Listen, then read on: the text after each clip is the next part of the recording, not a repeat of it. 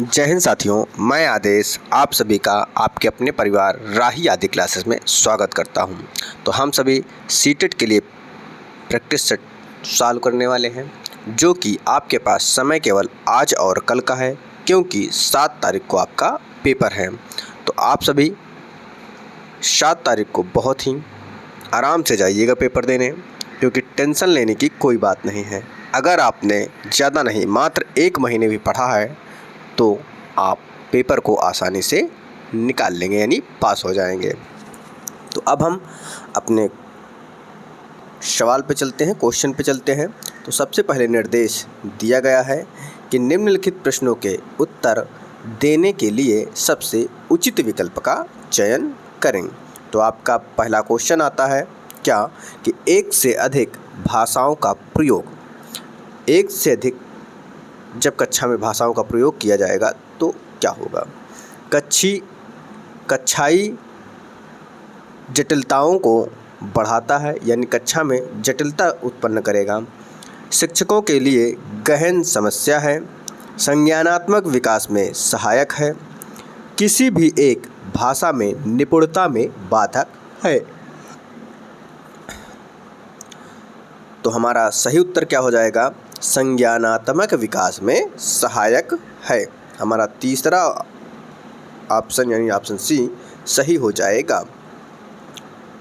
अगला क्वेश्चन है कि दृष्टिबाधित बच्चों को भाषा सिखाते समय ऑप्शन उन्हें कक्षा में अलग बैठाना चाहिए ताकि उन पर विशेष ध्यान दिया जा सके। तो अलग बैठाना गलत है। उन्हें विभिन्न भाषिक गतिविधियों में शामिल नहीं करना चाहिए। कम पाठों वाली पाठ्य पुस्तक का निर्माण करना चाहिए। अधिक से अधिक मौखिक भाषा का प्रयोग करना चाहिए।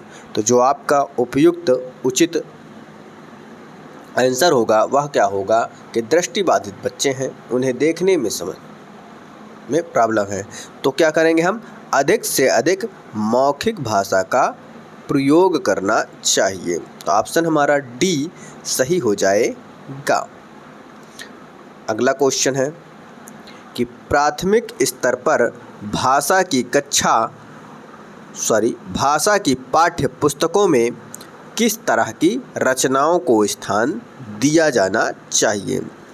विदेशी साहित्य की रचनाएं, ऐसी रचनाएं जो बच्चों के परिवेश से जुड़ी हों और जिनमें भाषा की अलग अलग छटाएं हों, जो प्रत्यक्ष रूप से मूल्यों पर आधारित हों, केवल कहानियाँ अथवा कविताएं।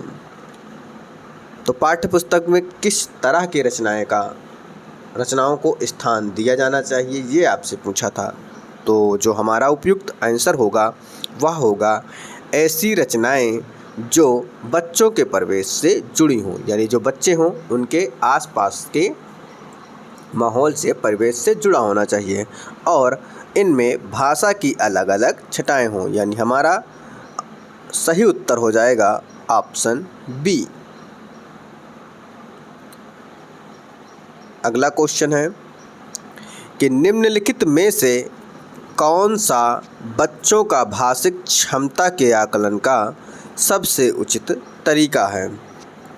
बादल, आसमान, चिड़िया, बच्चे आदि संज्ञा शब्दों का प्रयोग करते हुए एक कहानी लिखिए।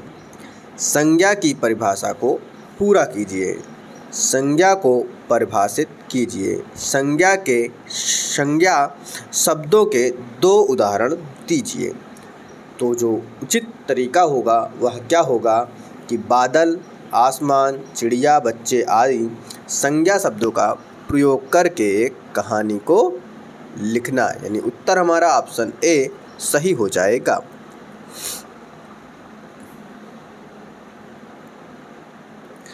अगला क्वेश्चन है बच्चों की मौखिक अभिव्यक्ति का विकास करने के लिए सबसे कम प्रभावी तरीका कौन सा है। बच्चों की मौखिक अभिव्यक्ति का विकास करने के लिए सबसे कम प्रभावी तरीका को चुनना है। व्याकरण आधारित संरचना अभ्यास, अपने अनुभवों का वर्णन, बातचीत करना, संवाद अदायगी। तो जो सबसे कम प्रभावी होगा वह व्याकरण आधारित संरचना अभ्यास हो जाएगा, यानी ऑप्शन हमारा ए सही हो जाएगा।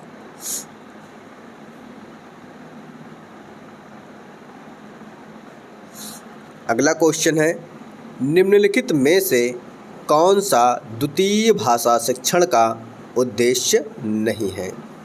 विभिन्न क्षेत्रों स्थितियों में हिंदी की विभिन्न प्रयुक्तियों को समझने की योग्यता का विकास, हिंदी के व्याकरणिक नियमों को कंठस्थ करना, दैनिक जीवन में हिंदी में समझने तथा बोलने की क्षमता का विकास, बोलने की क्षमता के अनुरूप लिखने की क्षमता का विकास।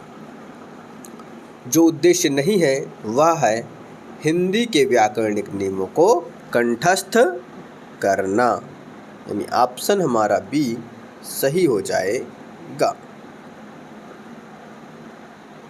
अगला क्वेश्चन है, भाषा सीखने के लिए कौन सा कारक सर्वाधिक महत्वपूर्ण है?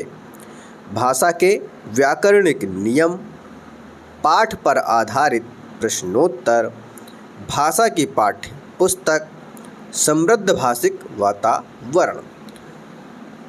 तो भाषा सीखने के लिए सर्वाधिक महत्वपूर्ण क्या है? समृद्ध भाषिक वातावरण हो जाएगा, यानी ऑप्शन हमारा डी सही हो जाएगा। अगला क्वेश्चन है कि हिंदी भाषा का मूल्यांकन करते समय आप सबसे ज़्यादा किसे महत्व देंगे? सीखने की क्षमता का आकलन, काव्य सौंदर्य, निबंध लिखने की योग्यता, व्याकरणिक नियम। तो सबसे ज़्यादा किसे महत्व दिया जाएगा? सीखने की क्षमता का आकलन, यानी उत्तर हमारा ऑप्शन ए सही हो जाएगा। अगला क्वेश्चन है कि एक बहुभाषिक कक्षा में आप किसे सबसे कम महत्व देंगे? ध्यान देना है, बहुभाषिक कक्षा है और सबसे कम महत्व किसे देंगे उस विकल्प का चयन करना है। विभिन्न प्रकार का बाल साहित्य, कक्षा में विभिन्न प्रकार की सामग्री, कक्षा के बहुभाषिक और बहुसांस्कृतिक संदर्भों के प्रति संवेदनशीलता, बच्चों को सिखाना कि दो भाषाओं के मध्य विद्यमान समानता व अंतर का विश्लेषण कैसे किया जाता है। तो सबसे कम महत्वपूर्ण जो होगा वो क्या होगा कि बच्चों को सिखाना कि दो भाषाओं के मध्य विद्यमान समानता का अंतर का विश्लेषण कैसे किया जाता है, क्योंकि वो बच्चे हैं, बच्चों को इस बात का ध्यान नहीं है कि उनमें छोटे छोटे बच्चों हैं प्राथमिक स्तर के, तो उनको ये चीज़ बताई जाए। तो हमारा जो सबसे कम महत्वपूर्ण हो जाएगा वह ऑप्शन डी हो जाएगा।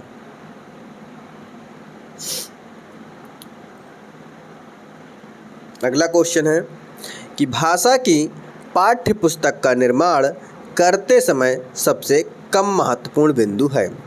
जब भाषा की पाठ्य पुस्तक को तैयार किया जाएगा, निर्माण किया जाएगा, तो सबसे कम महत्वपूर्ण जो है उसका चयन करना है। भाषाओं में वैविध्य, पाठकों की संख्या, विषय वस्तु में वैविध्य या भाषा की विभिन्न छटाएं। तो सबसे कम महत्वपूर्ण क्या होगा कि पाठकों की संख्या, पाठकों की संख्या पर कोई महत्व नहीं दिया जाएगा।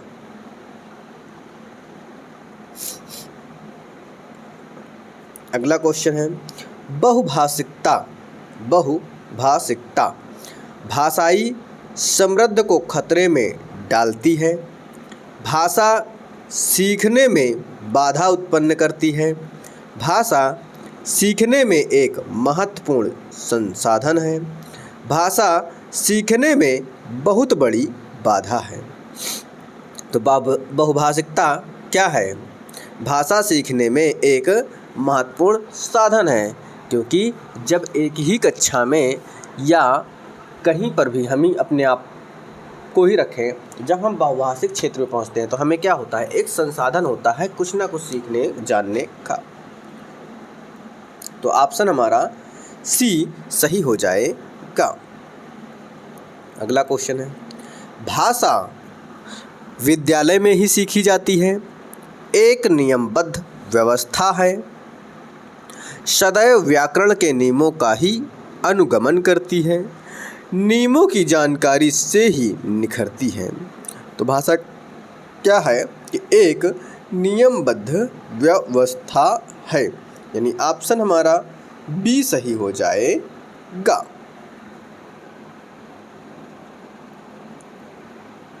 अगला क्वेश्चन है, अगला क्वेश्चन क्या है, बच्चे विद्यालय आने से पहले, बच्चे जो हैं विद्यालय आने से पहले अपनी भाषा की नियमबद्ध व्यवस्था में व्यवहारिक कुशलता के साथ आते हैं, कोरी स्लेट होते हैं, भाषा का समुचित उपयोग करने में समर्थ नहीं होते हैं, भाषा के चारों कौशलों पर पूर्ण अधिकार रखते हैं।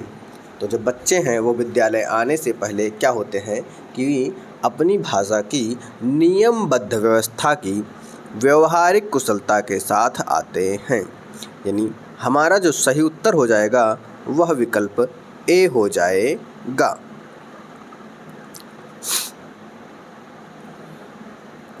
अगला क्वेश्चन है, भाषा अर्जन और भाषा अधिगम के संदर्भ में कौन सा कथन सही नहीं है? भाषा अर्जन में विभिन्न संकल्पनाएं मातृभाषा में बनती हैं। बी है, भाषा अधिगम प्रयासपूर्ण होता है। सी है, भाषा अर्जन सहज और स्वाभाविक होता है, जबकि भाषा अधिगम प्रयासपूर्ण होता है। सांस्कृतिक विभिन्नता भाषा अर्जन और भाषा अधिगम को प्रभावित करने वाला महत्वपूर्ण कारक है। तो सही विकल्प का चयन करना है, तो क्या होगा हमारा सही उत्तर कि भाषा अधिगम प्रयासपूर्ण होता है। क्या होता है कि भाषा अधिगम प्रयासपूर्ण होता है। ऑप्शन बी हमारा सही हो जाएगा। अगला क्वेश्चन है, मंदिरा पहली कक्षा में पढ़ती है। मंदिरा नाम की लड़की, छोटी बच्ची अपनी पहली कक्षा में पढ़ती है और वह मुझे आम बहुत अच्छा लगता है, मैं थक गई आदि वाक्यों का प्रयोग करती है। मंदिरा केवल सर्वनाम का ही प्रयोग जानती है, केवल लिंग की दृष्टि से ही सर्वनाम का समुचित प्रयोग करना जानती है, केवल मैं वाले वाक्य ही बोल सकती है, लिंग वचन क्रिया आदि की दृष्टि से सर्वनाम का प्रयोग करना जानती है। तो सही विकल्प क्या होगा कि लिंग वचन क्रिया आदि की दृष्टि से सर्वनाम का प्रयोग करना जानती है। तो हमारा जो विकल्प सही होगा वह ऑप्शन डी हो जाएगा। अब आपको एक कविता दिया गया है, यानी काव्यांश दिया जा रहा है। इस काव्यांश से संबंधित प्रश्न को हल करना है 101 से 111 तक के। तो सबसे पहले इस काव्यांश को पढ़ना है, तो आप सभी भी पढ़िएगा।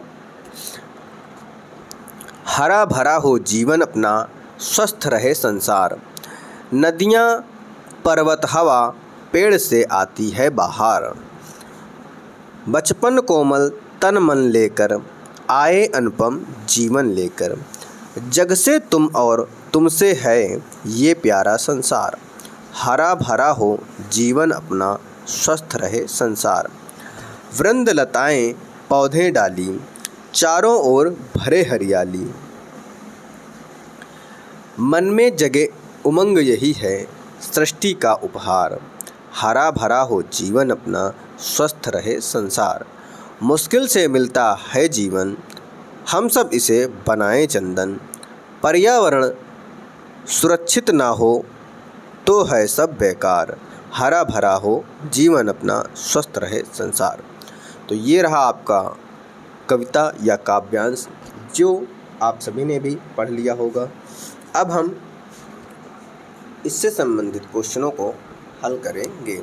तो पहला क्वेश्चन क्या है इस काव्यांश से कि हरा भरा जीवन का अर्थ है। पेड़ पौधों से घिरा जीवन, हरे रंगों से भरा जीवन, हरियाली युक्त जीवन, खुशियों से परिपूर्ण जीवन। तो उपयुक्त आंसर जो होगा क्या होगा, खुशियों से परिपूर्ण जीवन। हमारा ऑप्शन डी सही हो जाएगा।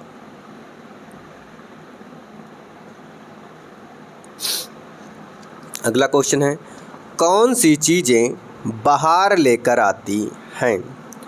नदियों की आवाज़, पहाड़ों की चोटियाँ, समस्त प्राकृतिक उपादान या पेड़ों की हवा।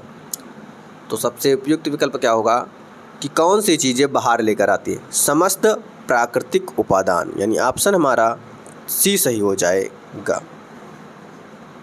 अगला क्वेश्चन है, कवि ने सृष्टि का उपहार किसे कहा है?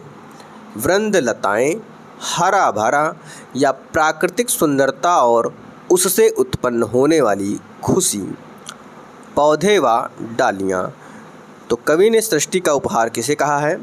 प्राकृतिक सुंदरता और उससे उत्पन्न होने वाली खुशी को कहा है। विकल्प हमारा सी सही हो जाएगा।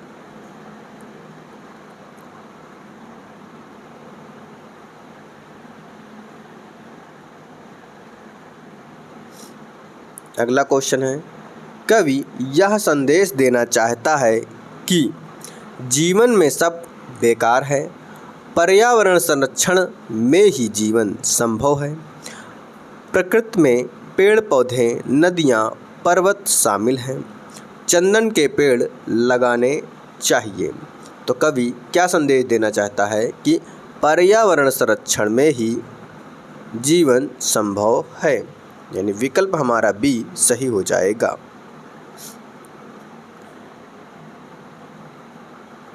अगला क्वेश्चन है कि जग से तुम और तुमसे है प्यारा संसार, पंक्ति के माध्यम से कवि क्या कहना चाहता है? जग से तुम और तुमसे प्यारा संसार, इस पंक्ति से कवि क्या कहना चाहता है? व्यक्ति और संसार डैश दोनों का अस्तित्व एक दूसरे पर निर्भर करता है। संसार चलाने के लिए व्यक्तियों की आवश्यकता होती है। व्यक्ति का अस्तित्व संसार से स्वतंत्र है, व्यक्ति का अस्तित्व व्यक्तियों से स्वतंत्र है। तो सबसे उपयुक्त विकल्प क्या होगा कि व्यक्ति और संसार दोनों का अस्तित्व एक दूसरे से, यानी एक दूसरे पर निर्भर करता है। विकल्प ए सही हो जाएगा। अगला क्वेश्चन है, अनुपम से अभिप्राय है। अनुपम से अभिप्राय क्या है? सुखद, आनंदमय, मनोहारी, जिसकी उपमा ना दी जा सके। तो अनुपम से क्या है? जिस अभिप्राय क्या है कि जिसकी उपमा ना दी जा सके, यानी चौथा विकल्प हमारा सही हो जाएगा। अब आपको एक गद्यांश दिया जा रहा है, ये पूर्ण गद्यांश नहीं है, और इसी का जो गद्यांश है अगले पेज पर दिया गया है। इस गद्यांश से संबंधित क्वेश्चनों को हल करना है। क्वेश्चन कहाँ से कहाँ तक हैं? 112 से लेकर 120 तक के क्वेश्चनों को हल करना है। तो अब आप सभी भी इस गद्यांश को पढ़िएगा। समस्याओं का हल ढूंढने की क्षमता पर एक अध्ययन किया गया। इनमें भारत में 3 तरह के बच्चों के बीच तुलना की गई। एक तरफ के बच्चे जो दुकानदारी करते हैं पर स्कूल नहीं जाते, ऐसे बच्चे जो दुकानदार संभालते हैं और स्कूल भी जाते हैं, और तीसरा समूह उन बच्चों का था जो स्कूल जाते हैं पर दुकान पर कोई मदद नहीं करते। गद्यांश का और हिस्सा दिया गया है इस पेज पर। उनसे गणना के बाद इबारती सवाल पूछे गए। दोनों ही तरह के सवालों में उन स्कूली बच्चों ने जो दुकानदार नहीं हैं, मौखिक गणना या मनगणित का प्रयोग बहुत कम किया, बनिस्बत उनके जो दुकानदार थे। स्कूली बच्चों ने ऐसी गलतियां भी की जिनका कारण नहीं समझा जा सकता।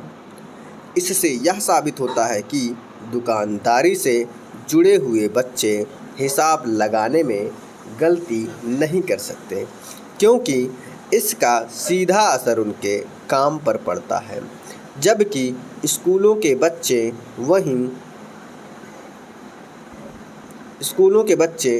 वहीं हिसाब लगाने में अक्सर भयंकर गलतियां कर देते हैं। इससे यह स्पष्ट होता है कि जिन बच्चों को रोज़मर्रा की ज़िंदगी में इस तरह के सवालों से जूझना पड़ता है, वे अपने लिए ज़रूरी गणितीय क्षमता हासिल कर लेते हैं। लेकिन साथ ही इस बात पर भी गौर करना महत्वपूर्ण है कि इस तरह की क्षमताएं एक स्तर तक और एक कार्यक्षेत्र तक सीमित होकर रह जाती हैं।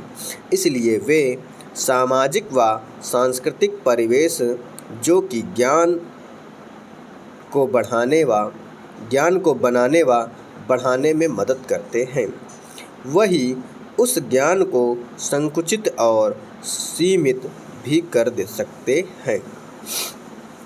तो ये रहा आपका एक गद्यांश। उम्मीद है आप सभी ने भी इस गद्यांश को पढ़ा होगा। तो अब हम इस गद्यांश से संबंधित क्वेश्चन को हल करने चलते हैं। क्या है? समस्याओं का हल खोजने पर आधारित अध्ययन किस विषय से जुड़ा हुआ था? सामाजिक विज्ञान, गणित, भाषा, दुकानदारी। तो किससे था? गणित से था, क्योंकि बच्चों से गणितीय गणना कराई जा रही थी मौखिक तरीके से।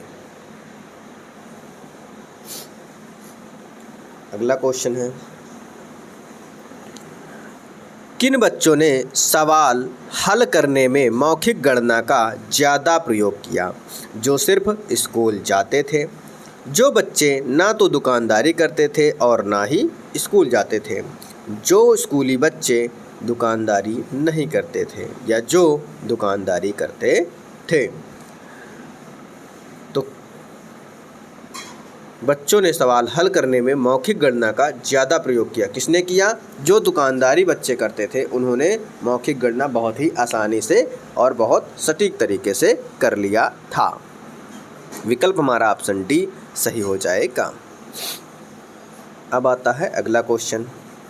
अगला क्वेश्चन है, अनुच्छेद के आधार पर कहा जा सकता है कि बच्चे रोज़मर्रा के जीवन में काम आने वाली दक्षताओं को स्वतः ही हासिल कर लेते हैं। सिर्फ दुकानदार बच्चे ही गणित सीख सकते हैं। बच्चों को गणित सीखना चाहिए। बच्चों को गणित सीखने के लिए दुकानदारी करनी चाहिए। अच्छा, तो हमारा सबसे उपयुक्त विकल्प क्या होगा कि जो बच्चे रोज़मर्रा के जीवन में काम आने वाली दक्षताओं को स्वतः ही सीख लेते हैं, यानी हमारा विकल्प जो है वह ऑप्शन ए सही हो जाएगा। अगला क्वेश्चन है कि दुकानदार बच्चे हिसाब लगाने में प्रायः गलती नहीं करते, क्योंकि वे कभी भी गलती नहीं करते। गलती का असर उनके काम पर पड़ता है, इससे उन्हें माता पिता से डांट पड़ेगी। वे जन्म से ही बहुत दक्ष होते हैं। तो क्या होगा कि गलती का असर उनके काम पर पड़ेगा। अगर वो जोड़ घटाना जो भी होगा उनका हिसाब नहीं कर पाएंगे तो उनके काम पर ही तो असर पड़ेगा। ऑप्शन बी सही हो जाएगा। अब आता है अगला क्वेश्चन कि जो दक्षताएं हमारे दैनिक जीवन में काम नहीं आती, उनमें हमारा प्रदर्शन अक्सर क्या होता है? खराब अच्छा होता रहता है, संतोषजनक होता है, खराब होता है या अच्छा होता है। जो दक्षताएं हमारे दैनिक जीवन में काम नहीं आती उसमें क्या होता है कि अच्छा खराब यानी खराब अच्छा होता रहता है। ऑप्शन हमारा ए सही हो जाएगा। कौन सा? खराब अच्छा होता रहता है या अच्छा खराब होता रहता है।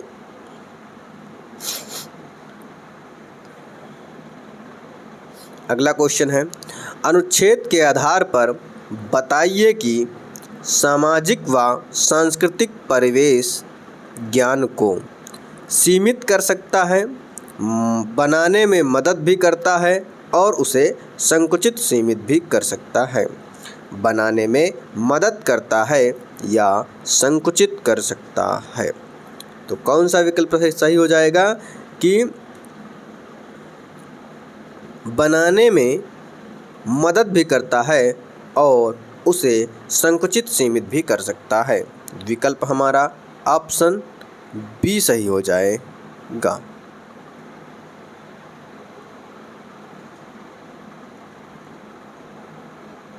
अगला क्वेश्चन है, इक प्रत्यय का उदाहरण है। तो प्रत्यय और उत्तर आपको कई बार बताया गया है।